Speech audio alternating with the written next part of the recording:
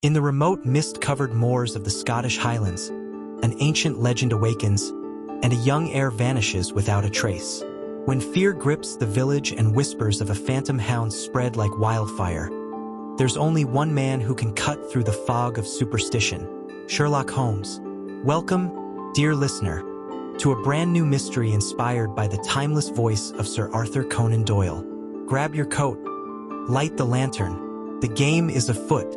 It was upon a raw and cheerless morning in the latter part of November that I found Sherlock Holmes seated before the fire at Baker Street, his long, slender fingers steepled beneath his chin, his gaze fixed intently upon a letter of unusual dimensions.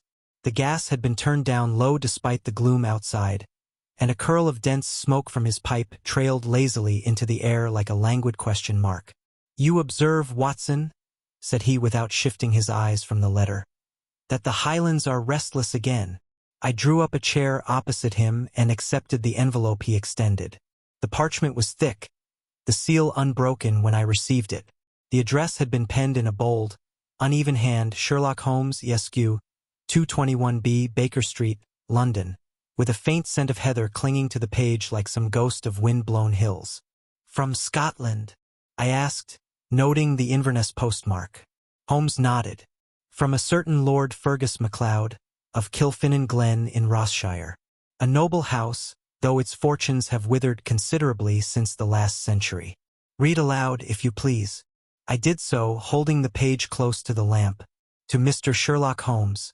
You are a man of logic, sir, and I pray you will not scoff at the words I am compelled to write. Our glen is in turmoil. Livestock have been found mutilated, torn asunder by what the locals claim to be a beast. A hound, monstrous in size and shape, whose howls haunt the night air. Worse, a boy has vanished. My tenants whisper of the Tsusith, a phantom hound of legend. I write not as a believer in such things, but as a man desperate for reason. If you can come north, I beg you to do so. I shall make all arrangements at once. Yours in earnest, Fergus MacLeod, Laird of Kilfinnan." When I looked up, Holmes had already risen and was placing his violin into its case with the deliberation of a man making preparations for war. "I trust you've no urgent patients, Watson?" "Only Mr. Danforth's gout and Mrs. Petley's imagined palpitations," I replied. "You mean to go?" "Indeed," said Holmes. "The mention of mutilated livestock and a vanishing child are bad enough. But a community governed by fear, and that fear rooted in superstition? That is a contagion I cannot abide." I could see the faintest spark in his pale eyes, the same I had seen when he first paced the moors of Dartmoor. "You believe this to be another Baskerville matter?" "Perhaps," said he, reaching for his coat. "But let us not anticipate. The Highlands may be cloaked in mist and myth, but I dare say there is a human hand behind this phantom tooth and claw. Pack for the north, my dear fellow. We leave tonight." And so it was that by nightfall, the fires of Baker Street had been extinguished, and we were bound for Inverness, toward a mystery that would test not only Holmes's reason but the very limits of our endurance. Our journey northward was long and austere. We departed from Euston by the evening train and rode through the night, the iron Leviathan carving a path through the dark heart of Britain. Holmes, for his part, spoke little. He sat hunched in the corner of our compartment, his gray eyes fixed upon the window, though there was little to be seen save the vague reflection of his own face in the blackness beyond. The only sound was the rhythmic cadence of the wheels beneath us and the occasional murmur of wind against the pane. By dawn we had reached Inverness, where a pony cart, dispatched by Lord MacLeod, awaited us at the platform. Our driver, a lean, hard-faced man in a coarse woolen coat and tam o'shanter, introduced himself in a voice thick with the Highland burr. "Name's Duncan Fraser, sir. The Laird sent me down. Road's rough, but we'll reach Kilfinnan by sundown, God willing." The way was indeed rough. The path wound through craggy ridges and dark fir forests, the trees bowed by a northern wind that never ceased its lament. Heather spread like a purple haze over the moors, and great stony outcrops rose from the earth like the bones of the land itself. As we climbed, I noticed a marked change in the air. It was thinner, sharper, and tinged with the scent of peat smoke and pine. "Holmes," oddly animated, leaned forward in the cart and spoke to Fraser. "Tell me, Mr. Fraser, what are your own thoughts on these events? The livestock killings? The boy's disappearance?" The driver spat neatly over the side of the cart and narrowed his eyes. "Strange things, to be sure. The sheep ripped near in half, some of them. Found with their throats torn, eyes wide as dinner plates. The boy, Ian MacDonald, vanished clean off the hill. Some say he wandered into the bog. Others—" He paused, glancing at Holmes. "Well, others speak of the Tsusith, the fairy hound," I said, recalling some dim bit of folklore. "Green-furred and silent-footed, said to steal souls to the other world." Fraser nodded grimly. "Aye, my gran used to tell it at the fire. But this is no tale for children. There's something out there, sir. Something not right." Holmes merely hummed, fingers drumming on the edge of the cart. By late afternoon, the skies turned the color of bruised lead, and mist began to roll down from the hills like a curtain descending upon a stage. At last, we arrived at Kilfinnan House, a bleak, wind-battered structure of gray stone perched at the edge of the glen. Ivy clung to its flanks like seaweed upon a shipwreck, and narrow windows stared out like the eyes of a wary sentinel. Lord Fergus MacLeod met us at the steps. He was a tall, weathered man with a hawk's profile and a great tartan draped over one shoulder. He extended a firm hand to Holmes. "Mr. Holmes, Dr. Watson, you've come. I thank you. You're most welcome." Holmes inclined his head. "The pleasure, Lord MacLeod, will depend entirely upon what we find, or what we fail to find." The laird's gaze turned toward the darkening woods beyond his manor. "Aye," he said quietly, "you'll find what's left of our peace, sir, if anything remains at all." And with that grim invocation, we crossed the threshold into Kilfinnan House, the wind howling mournfully behind us as if protesting our arrival. The morning after our arrival at Kilfinnan House dawned slate-gray and silent. A hard frost had set upon the glen, silvering the heather and stiffening the earth underfoot. Holmes was up before first light, already dressed in his long traveling coat and deerstalker, poring over a crude map spread across the drawing-room table. "You see here, Watson," he said, tapping a point with his finger, "the location of the most recent sheep mutilation, roughly 300 yards northeast of the Crofter's Path, along the rise known locally as Bar na Cuthage, the Cuckoo's Hill." A most evocative name. Lord MacLeod joined us, pulling a pair of gloves over his large hands. "It lies on my property, though little use is made of it. Rocky ground, treacherous in parts. That's where young Ian was last seen, or so his mother believes." "And the sheep?" Holmes asked. "Found at the base of the hill, mangled in a manner I've never seen, Mr. Holmes. The shepherd, poor fellow, hasn't returned to work since." Holmes nodded, his eyes shining with a cold gleam of anticipation. "Then let us examine the site before the light turns. Let on." We set out at once, accompanied by Fraser, who brought along a stout walking stick and a lantern. The terrain was indeed rugged. Tufts of bracken protruded from cracks in the stone, and the wind, though muted, seemed to carry an unnatural stillness, as if the glen itself held its breath. After a short but difficult ascent, we reached the scene. A bare patch of trampled earth lay before us, dark with blood and scattered fleece. A thick line of dried gore streaked downhill toward a gully, where bones had been picked nearly clean. Holmes knelt at once, withdrawing his magnifying lens. "No carrion bird did this," he murmured. "Too clean, too deliberate. Note the distance between the rib bones, Watson. Something tore them apart, but not in a frenzy. More like, with purpose." He moved along the flattened grass, eyes scanning the ground like a predator hunting spoor. Then he stopped abruptly and beckoned me closer. "Observe these impressions." I leaned over and saw what appeared at first to be hoof marks. Deep, cleft shapes pressed into the mud. "A horse," I ventured. Holmes shook his head. "Too small and irregular in gait. No shoeing. But notice here on the outer edge, a slight curve inward. That is not a natural hoof. It is crafted." "Crafted?" I said, astonished. "Are you suggesting someone is using false hooves to—" Imitate a beast? I suggest nothing yet, said Holmes briskly. But I note what is here.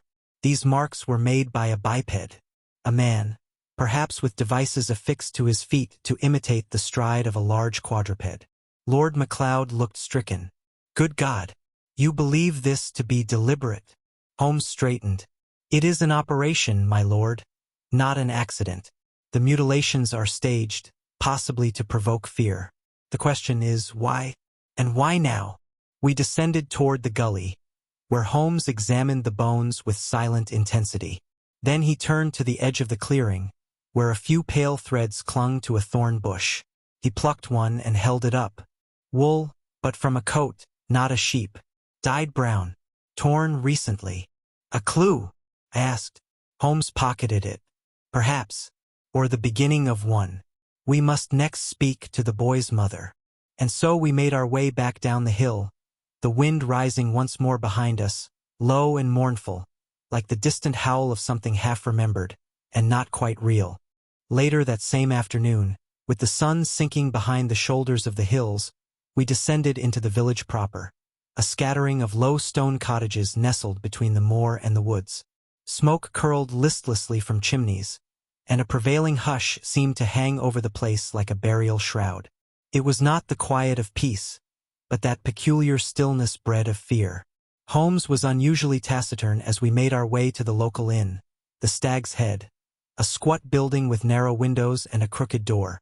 Inside, the scent of peat smoke and spilled ale mingled with the damp of old wool. A fire sputtered in the hearth, though the patrons gathered around it spoke in hushed tones, their glances quick and guarded. Our arrival did not go unnoticed. The landlord, a round man with a red nose and watery eyes, set down his tankard with a look of wary curiosity. "You'll be strangers," he said, wiping his hands on a rough linen cloth. Holmes gave a slight bow. "Sherlock Holmes, this is Dr. Watson. We are guests of Lord MacLeod." The room fell conspicuously silent.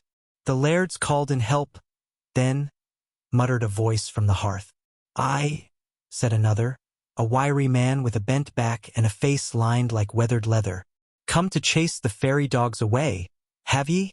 Holmes approached them unperturbed. "We come in pursuit of truth," he said, "whether it walks on 2 legs or 4. There was a murmur of amusement, though it was tinged with unease. The landlord poured us each a dram of whiskey and gestured to a bench near the fire. Holmes declined the drink but took the seat. "We are told a boy, young Ian MacDonald, disappeared 3 nights past," he said. "What do you know of it?" A silence followed, until the bent old man finally spoke. "Ian was a good lad, watched the sheep on the south rise. Said he'd heard something in the woods, a growling, like from no beast he knew. Next morning, gone. Only his stick found, snapped clean in 2. He spoke of seeing lights," said another man. "Green ones, faint and flickering, like foxfire." Holmes's eyes narrowed. "What direction?" The man blinked. "Northwest, toward the standing stones." Another muttered, "The stones, of course. It's always the stones." I glanced at Holmes, but he said nothing. A croaking voice came from the corner, where an elderly man sat hunched in a cloak that looked older than he. "'Tis the Tsusith lads," he rasped. "Mark me, it's come down from the moor again, just like in my father's time. Green eyes like lanterns, breath like frost. If you hear its howl 3 times, you're marked for death." Holmes turned to the speaker. "And have you heard it?" The old man's eyes glittered. "Twice, Mr. Holmes. Once 3 nights ago. Once last night. One more, and I'll not see the Sabbath." A tense laugh went up, half mocking, half afraid. Holmes stood. "Superstition is the opiate of fear," he said. "I shall look for facts among phantoms. Thank you, gentlemen." As we stepped back into the cold air, Watson turned to him. "Well, Holmes? What do you make of it?" Holmes's lips were pressed thin. "Legends are often born of something real, Watson, but they grow in shadow. Tonight, I intend to cast some light." And with that, he struck out across the village square, heading toward the edge of the wood where the standing stones lay hidden in the twilight, silent sentinels to an ancient fear. That evening, under a pallid moon struggling through gauzy Highland mist, Holmes insisted we strike out once more, this time into the northern woods, guided by a rough map he had acquired from Lord MacLeod's steward. Despite the lateness of the hour and the fatigue of travel, Holmes appeared invigorated, his eyes alight with some private deduction that he had not yet chosen to share. We passed beyond the last flickering lamps of Kilfinnan village and entered the forest. The path beneath our feet was thick with pine needles, and a low damp fog hugged the earth like a shroud. The wind, though subdued, carried the scent of damp moss and smoke. "Observe, Watson," Holmes said, pausing beneath a great fir. "The villagers speak of green lights, here, amidst ancient standing stones. And the child disappears not in the open moor but near the woods." He dropped to one knee and brushed his fingers along the trail. "There are boot prints here, 2 sets. One light, likely the boy's. The other broader, angled. See the depth of the heel? Not recent, but still distinct." I bent low beside him, but before I could reply, he pointed further into the dark. "There. Do you see it?" At first I could not, but as we advanced, a strange smell reached us, sharp and acrid, like burnt metal or spoiled chemistry. Then I saw it, a blackened circle upon the ground, no more than 3 feet across. The grass within was scorched to ash. Holmes stepped gingerly around the perimeter, nose in the air like a hound on a scent. "Not fire," he said almost to himself. "Not naturally so. Note the evenness of the burn. Controlled ignition. And here."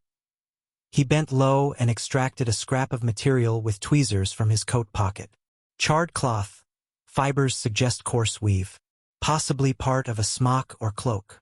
"Do you suspect some form of ritual?" I asked. Holmes frowned. "Not ritual. Deception. But with theatrical flair." He rose suddenly and strode ahead. "Come. There is more." We followed the narrowing path until the trees parted to reveal a half-cleared glade. In its center stood 3 tall stones, menhirs, ancient and lichen-covered, arranged in a crude triangle. Moonlight filtered through the mist and touched the topmost stone, making it shimmer with a pale hue. Holmes halted beside the nearest and gestured silently upward. There, glinting in the crook of a branch just above our heads, was a shard of glass or mirror, suspended by a thin wire. "What do you suppose?" I began. "A reflector," Holmes said, his voice low, "angled to catch and redirect light. Moonlight, lantern light, perhaps even chemical light, toward the standing stones. To mimic the green lights seen by the villagers," I said. "Precisely." He removed the shard and examined it in the glow of his lantern. Painted lightly with phosphorus, faint enough to be mistaken for a ghostly gleam in the night. "And the purpose of all this?" I asked, bewildered. Holmes looked past me, toward the depths of the forest. "To terrify, Watson. To stir old fears and legends until they grow claws of their own. Someone is manufacturing the supernatural here, with care, precision, and intent." I shivered, though not from the cold. Just then, from deep within the trees, there came a low, guttural sound, a growl inhuman and terrible. Holmes turned sharply. "Back to the manor," he said. "We have found what we came for tonight, but something or someone is watching." And so we withdrew from that ancient wood, leaving behind the stones, the scorched earth and the mirror shard, though not the uneasy feeling that we were not alone beneath the boughs. We returned to Kilfinnan House in a silence as thick as the mist we had left behind. Holmes walked with long strides, his face drawn and his mouth set in a narrow line, a sure sign that his faculties were occupied by a complexity not yet fully unraveled. As for myself, I could not shake the sound we had heard in the woods, that low, unnatural growl that still seemed to vibrate faintly in my bones. The hearth in the manor's drawing-room had been replenished, and the glow of its coals offered some meager comfort against the chill of the hour. Holmes did not remove his coat but stood by the fire, unmoving, eyes fixed on the flames. "I have seen artifice in many forms, Watson," he said at length, "but rarely have I seen it married so perfectly to atmosphere. Whoever our adversary is, he understands not only fear, but how to guide it. You believe we are dealing with a man then, I said, and not a beast. I believe, he replied slowly, that we are dealing with a mind, one steeped in folklore and theatrics, but also in calculation. The mirror, the phosphorus, the false hoofprints, all this smacks of a deliberate campaign to kindle terror. But to what end?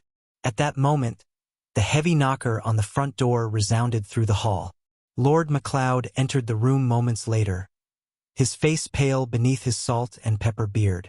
There's been another attack, he said grimly. A shepherd's flock, this time near the western slope of Ben Crake. He was awoken by the noise, but when he reached the pen, half his sheep were gone, and the rest. He stopped and shook his head. Slaughtered. Were the remains examined? Holmes asked. Not yet, MacLeod replied. The man refused to go back. Says he saw a beast in the fog, tall as a pony and eyes like fire. Holmes snapped to attention. And the location? About 2 miles west of here. I can have a pony readied. No need, Holmes said. We go before dawn. MacLeod looked startled. You'll go now? Holmes's tone was firm. The tracks will be freshest before sunrise. And fear, Lord MacLeod, has a curious habit of swelling with daylight tales. After the laird departed, Holmes resumed his vigil at the fire. I poured a small measure of whiskey and handed it to him. He took it absently. Watson, he said after a pause. You recall the Baskerville affair? Vividly. This, he gestured vaguely toward the window, feels more cunning. There, the legend was exploited. Here, it is being constructed layer by layer, sound by sound, lie by lie. What of the boy, Ian? I asked. Holmes's brow furrowed. He saw something. That much is clear. And perhaps someone feared he might tell others. I do not yet know if he is dead, or being kept alive for a purpose. He stood and paced the room, then halted suddenly at the window. The fog had returned, thick as cream, swirling over the grounds like restless spirits. I must think, he said quietly. There are too many fragments. Something eludes me. I left him then to his thoughts and returned to my room. Outside, a wind had begun to rise, a Highland wind that moaned across the hills and whispered along the walls of the old house, as though mourning something not yet lost, but soon to be. We set out in the dead of night. The moon long vanished behind a veil of thickening cloud. Holmes had roused me just before 4 o'clock, already dressed, his lantern in one hand and a bundle of instruments in the other. His expression was sharp, determined, yet oddly preoccupied.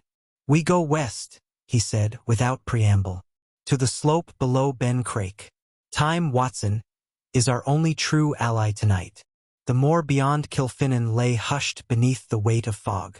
Our boots made dull, wet sounds upon the sodden ground. The lantern's glow reached scarcely more than a few feet ahead, and all else was swallowed by shifting gray, a ghostly sea of heather and stone. Holmes? I said, after some time walking in tense silence. Are you certain of the path? There is no path, he replied. Only direction. Due west, 3 furlongs, then arise. If we do not arrive within the hour, the night will swallow any sign left by the intruder. Yet as we advanced, the ground grew uncertain. Bogs opened like black mouths between the hillocks, and the frost-slick heather made the footing treacherous. Twice I nearly fell. On the third occasion, my right foot plunged into a sink of peat and stone, twisting sharply beneath me. I cried out and collapsed heavily onto my side. Holmes turned at once and hurried back, helping me upright. You've wrenched it, he muttered, examining my ankle with clinical haste. We must get you out of this wind. I'm quite all right. Nonsense, he said curtly. Come, there's an old bothy just beyond that rise. I passed it on our way north. With his arm braced under mine, we hobbled together across the moor. The air had turned colder, and a sleet began to fall, thin, icy needles that stung the face and made the footing all the more perilous. At last we reached the ruin, a squat stone structure, half collapsed and roofed with sagging turf. Holmes forced the rusted latch with a swift motion of his knife, and we slipped inside. The interior was dank and black as pitch. Holmes lit a taper from his lantern and set it in a niche on the wall, casting a feeble glow across the low beams and crumbling hearth. I sank onto a lopsided bench, my ankle throbbing. Holmes did not speak for several minutes. He paced the small room slowly, his long fingers steepled at his lips, his brows knitted in that characteristic furrow of deduction interrupted. At last, he stopped before the hearth and leaned both hands upon the mantel. "I have erred," he said quietly. "Holmes." He raised a hand. "No, Watson. I brought us into the wilds on instinct and half-formed theory. I dismissed the danger. I believed the design behind this plot would reveal itself in action, but it remains maddeningly opaque." He turned to me then, and in that moment, the firelight caught his face with all its hard lines softened by fatigue. "This is not like Dartmoor," he said. "There, I dealt with greed and legacy disguised as folklore. Here, I fear something more primal, an intent to unravel belief itself, to bend a village's collective mind until it collapses under its own superstition." Outside, the wind howled with sudden fury, rattling the loose slates overhead. "But you've uncovered much," I said. "The hoax, the false prints, the lights." "Fragments," Holmes replied. "Without a central design, they remain mere curiosities. We are missing the heart of it." He resumed pacing, muttering to himself. "Why a hound? Why the boy? Why the deception so elaborate, yet so imprecise?" Then, abruptly, he stopped. "Watson, your boot!" I blinked. "What of it?" "The moss on the heel. When did you last clean it?" I glanced down. The boot, soaked with mud and peat, bore a faint tinge of green, clinging in streaks across the sole. Holmes knelt and scraped a bit free with his blade. He brought it close to the flame, sniffed it, then touched it to his tongue with a wince. "Lichen, of a rare variety that thrives only near exposed limestone. Watson, this is our turning point." He stood, eyes bright again. "There are caves nearby, caves that would provide shelter, privacy, and perhaps a place to hold a captive child. Come dawn, we search them. With luck, we may yet unmask the phantom that haunts this glen." As he spoke, I saw the man I knew again, the great engine of deduction reignited by the faintest spark. And somewhere beyond the crumbling bothy walls, the wind rose again, but this time it seemed to howl in retreat. Dawn broke slowly upon the Highland moor, pale and reluctant. A thin mist still clung to the heather, but the clouds had parted just enough to allow a wash of wan gold across the eastern hills. My ankle, tightly bound with a strip torn from Holmes's scarf, ached dully, but Holmes himself was positively invigorated. I had seen him in many moods, melancholy, manic, disdainful. But now he carried the look of a man who had, at last, grasped the shape of an invisible enemy. We left the bothy just after first light and made our way, with no small difficulty on my part, across the frost-glazed grass toward the limestone outcroppings Holmes had marked upon MacLeod's survey map the night before. They lay west of the glen, where the hills rose in cragged folds, and where the soil grew thin and chalky underfoot. "Observe," Holmes said, stooping to brush aside a curtain of heather. "A narrow track used recently. The heel impressions are uneven. Whoever walks this path does so under burden or in haste." We followed the faint trail between two great stones and into a narrow defile. There, half concealed behind a wind-battered rowan tree, was the mouth of a cave, dark as pitch, exhaling the sour breath of earth and damp. Holmes produced a lantern from his satchel and turned to me. "Wait here, Watson." "Nonsense," I said, straightening. "My leg can bear it." He studied me a moment and nodded. "Very well, but keep your revolver ready. We do not know what lies within." The passage sloped down steeply, our footsteps muffled by the cold limestone beneath. The air was close and wet, carrying a staleness that hinted at long disuse. The light from Holmes's lantern danced along the walls, revealing scratches, broken stones, and, finally, something more. There, he said, crouching low. What he had found was a shred of cloth, wedged between two stones. A child's scarf, woolen and torn. Ian's, Holmes whispered. He's been here. We advanced further until the passage opened into a small natural chamber. And there, huddled beside a rusted brazier and tethered by a length of rope to a jut of rock, was a boy no older than 10. His face streaked with dirt and his eyes wide with terror. Ian MacDonald, Holmes said softly. You're safe now. We've come to take you home. The boy trembled, then burst into tears as Holmes untied the cord with a surgeon's precision. I knelt beside them, my revolver still drawn, senses alert for any sound from the tunnel behind. Was it a beast? Ian gasped. Did you bring it with you? No beast, my lad, Holmes said. Only men pretending to be monsters. As we prepared to leave the cave, Holmes held up a gloved hand. Wait. He bent beside the brazier, which was filled with charcoal ash and empty glass vials, one still bearing the faint label of a chemist in Glasgow. Phosphorus oil, he said, inspecting the residue. Used for lighting or spectacle. He rose slowly, eyes alight with revelation. Watson, he murmured. This is the engine room, the source of the lights, the growls, the fear. The rest, hoof prints, mirrors, mutilated carcasses. Merely ornaments in a masterwork of terror. And now, with the boy found, the pattern resolves. You know who it is? I asked. I do, he said grimly. Or rather, I suspect. But to confirm it, we must draw the spider from his web. As we emerged once more into the Highland light, Holmes looked not triumphant, but solemn. One more performance remains, he said. And this time, Watson, the hound will find itself hunted. It was shortly past midday when we returned to Kilfinnan House, the boy safe in our charge and Holmes moving with grim determination. Ian was quickly taken to the care of his mother, whose cries of relief echoed down the stone corridors. Lord MacLeod, upon hearing the news, attempted to press Holmes for details, but Holmes waved him off with characteristic impatience. Not yet, my lord. We are not finished.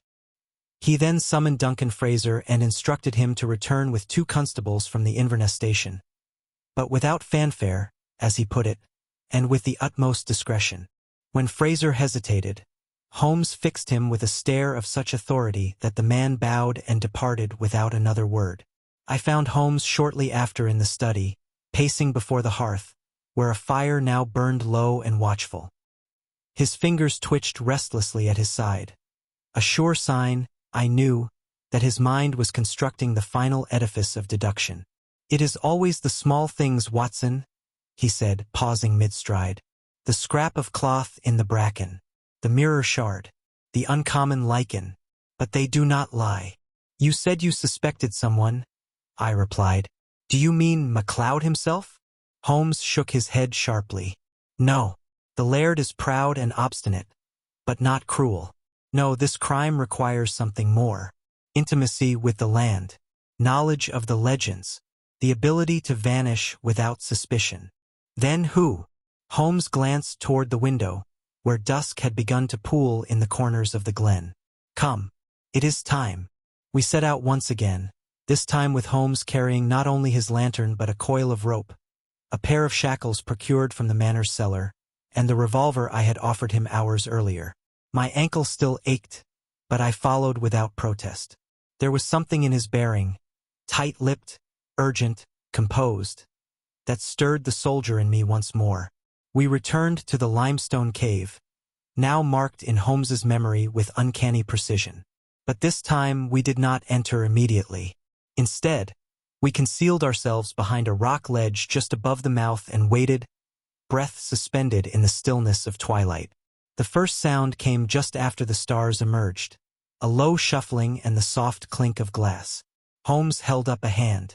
Then we saw him, a man, tall and stooped, entered the cave's mouth carrying a heavy sack over one shoulder and a lantern in the other. His steps were familiar, practiced, confident on the uneven ground. Holmes's voice rang out, cold and sharp. Angus Brodie, stand where you are. The man froze. Then, like a startled stag, he turned and bolted for the woodline. But Holmes was already upon him. I have rarely seen my friend move with such swiftness. He threw himself at the fleeing figure, and the two fell hard into the bracken. By the time I reached them, Holmes had the man pinned and was binding his wrists with swift, sure motions. "Angus Brodie," he said again, "former gamekeeper of this estate, dismissed 2 years past, and now, masquerading as a phantom beast." The man, heavy-set with wild hair and a bristled chin, spat to one side. "You don't know what you're talking about." "Oh, but I do," Holmes replied coolly. "You know this glen better than any man. You knew the cave systems, the superstitions, the fears. You donned the mask of a Highland demon to frighten the villagers and cripple the laird's standing." "Why?" Brodie sneered. "Because he left her to die," he hissed. "My sister. She worked herself to the bone in his kitchens, and when she took sick, he sent her away without a shilling. She died in a crofter's hut with nothing but mud in her lungs." There was a long silence, broken only by the sighing wind through the grass. "So you made him suffer," Holmes said, his tone level. "Not with blade or bullet, but with fear. Slowly. With design. You killed livestock, lured the boy, built your specter one piece at a time." "I never meant to harm the child," Brodie muttered. "I fed him, kept him safe. I just needed time. A few more days and MacLeod would have been ruined. And instead," Holmes replied, "you shall be remembered not as a ghost, but as a man who wore a beast's mask to conceal his grief." We left the cave as the constables arrived, summoned by Fraser just in time to see Brodie taken into custody. That night, Holmes stood once more at the window of Kilfinnan House, looking out toward the black ridges of the glen. "He is a man wronged," he said at last, "but not justified. There is always a moment when sorrow turns from sorrow into cruelty." And with that, he turned away from the dark and back to the fire. It was near midnight when we returned once more to Kilfinnan House. The constables had taken Brodie away without resistance, and Holmes, for all the triumph of the hour, wore the weary expression of a man who had stared too long into the darker corners of the human spirit. Lady MacLeod met us in the parlor, where a fire still burned low. She clutched her son tightly to her side, her eyes ringed with fatigue but glistening with tears. "Dr. Watson," she said, standing as we entered, "your companion has done what no man here could. My boy sleeps in his own bed tonight because of him." Holmes offered her a slight bow. "Madam, I only traced the trail your enemy left behind him. The truth, once revealed, has a strength of its own." Lord MacLeod joined us a moment later, looking pale and stiff in his dressing gown. "I suppose I owe you more than I can say," he murmured. "You owe me nothing," Holmes said without warmth. "But you owe an explanation to your tenants, and to yourself." "What do you mean?" Holmes turned his gaze on the laird, unflinching. "Angus Brodie blamed you for his sister's death. He claimed she was cast off your estate when she fell ill. I make no judgment upon the truth of that claim, but the seed of this entire affair was sown not by madness, but by neglect." MacLeod stiffened. "I do not rule by cruelty, sir." "Perhaps not," Holmes replied, "but you may have ruled by indifference." There was silence then, thick, uncomfortable but not unproductive. I observed a flicker of guilt cross MacLeod's brow, the first I had seen in him. He sat heavily in his chair and stared into the hearth. "I'll speak to the villagers tomorrow," he said quietly. "See what can be done for the Brodie family, and others." Holmes gave a small nod, neither pleased nor disdainful, but simply acknowledging the gravity of that promise. Later, as we retired to our rooms, Holmes lingered by the window. The sky had cleared entirely, and the stars hung brilliant over the Highland ridges. I stood beside him, my ankle tightly bandaged, but my thoughts stirring with curiosity. "You knew it was Brodie from the start?" I asked. Holmes shook his head. "Not from the beginning, but there were signs. The phosphorus traces and chemical flares, tools of a man who knew how to manipulate perception.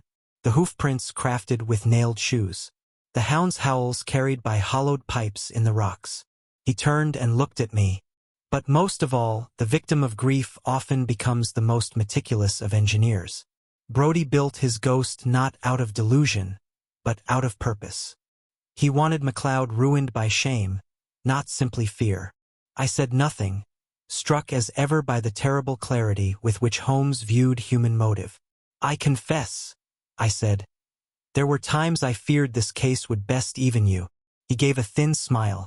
"Even the keenest eye may falter when the landscape itself becomes the disguise." And with that, he drew the curtains closed, his silhouette outlined briefly against the firelight before he extinguished the lamp.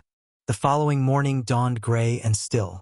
A thick mist had once again descended over the hills, as if the land itself sought to draw a veil over the past night's revelations. Holmes and I broke our fast in the modest guest dining room, joined only by the butler, who served us without a word and with a solemnity befitting the atmosphere. Holmes was unusually quiet. His fingers tapped softly on the edge of his teacup, and his gaze remained fixed on the half-fogged windowpane, beyond which the moor lay shrouded and silent. "Still troubled?" I asked gently. "Troubled, no," he replied without looking at me. "But thoughtful, yes." He stood then, paced a few steps to the hearth, and took up his pipe from the mantelpiece. Lighting it, he allowed a few moments to pass in silence before speaking again. "There are cases, Watson, which stir the intellect, puzzles that excite the faculties of deduction and observation. But then there are others that press against the conscience." He turned to face me, his expression unreadable beneath the plume of smoke. "This, I think, was the latter." "You pity Brodie?"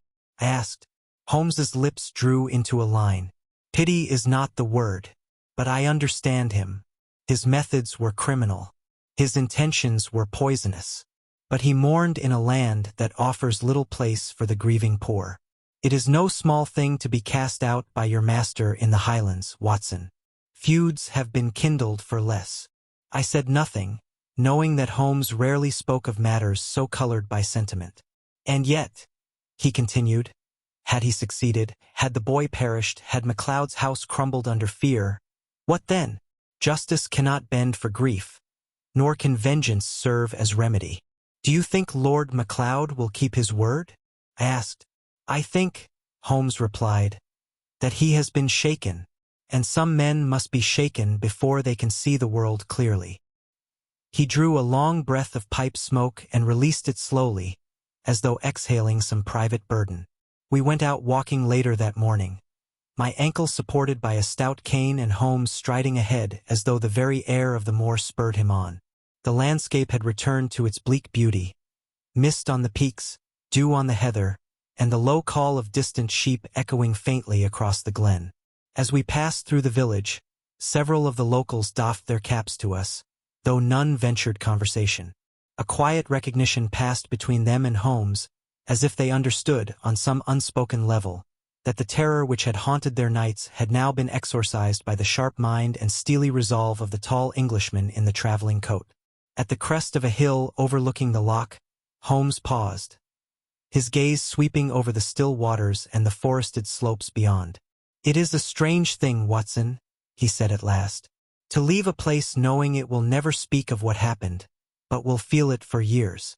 "I suppose," I replied, "that is the mark of a story that matters." He inclined his head slightly, and we stood together in companionable silence as the wind rose about us, stirring the heather like the turning of a page. We left Kilfinnan House on the following morning beneath a sky scrubbed clean by the Highland winds. The coach came rattling down the glen, driven by a silent man in a woolen cap, and with a crack of the whip we were soon carried eastward toward Inverness and the railway that would bear us back to Baker Street. As the house faded behind us, a silhouette of grey stone and stoic turrets, I cast a last glance toward the mist-veiled loch.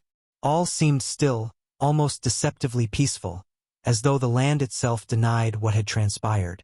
Yet I could not shake the feeling that something permanent had shifted, not only in those Highland hills, but within the man beside me. Holmes, as ever, was buried in his thoughts. His long legs stretched before him, hands clasped over the head of his walking cane, and his sharp eyes focused not on the road, but on some internal vista, unreachable to any other mind. At last I broke the silence. You once said, Holmes, that when you remove the impossible, whatever remains, however improbable, must be the truth. But in this case, what remained was not improbable. It was profoundly human. Holmes's lips curled slightly at the corner. You have a poet's sensibilities, Watson. I have always said so. But I wonder, I continued, how often does grief wear the mask of madness? How many so-called monsters are but men made bitter by neglect? He glanced at me, then looked once more out over the moor. Far too many, he murmured. And more besides, who never find the means to make themselves heard. We rode on for a while without speaking. The rhythmic clatter of the wheels over the stone road was oddly soothing, a fitting coda to the discordant melody of the past days. As the towers of Inverness came into view, Holmes stirred once more. Watson, he said, do you recall the first time we traveled north together, to Baskerville Hall? Vividly. There we confronted a legend and found a man. Here we confronted a man and found a legend born of pain. But in both cases, fear was the lever by which truth was hidden. Fear, I said thoughtfully, and the silence of those who ought to have spoken. He nodded. The silence of guilt, the silence of the overlooked. It is in those quiet spaces, Watson, that the darkest crimes often grow. At the station, we descended and found our compartment with little trouble. As the train pulled away, the Highlands receded, swallowed by distance and time. Yet their stern beauty lingered in my thoughts.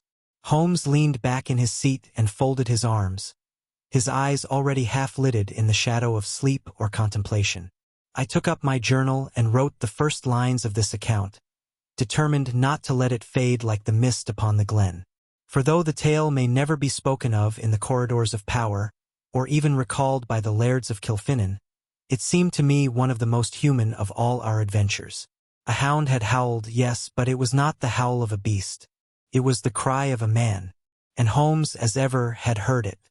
And so, the shadow that haunted the Highlands lifts, a legend laid to rest, a family restored, and justice once again revealed through the eyes of Sherlock Holmes. If you enjoyed this journey into fog and fear, let us know with a like, share your thoughts or theories in the comments, and be sure to subscribe for more narrated mysteries, classic adventures, and original tales inspired by literature's greatest detectives. Until next time, dear listener, stay curious and keep your mind sharp.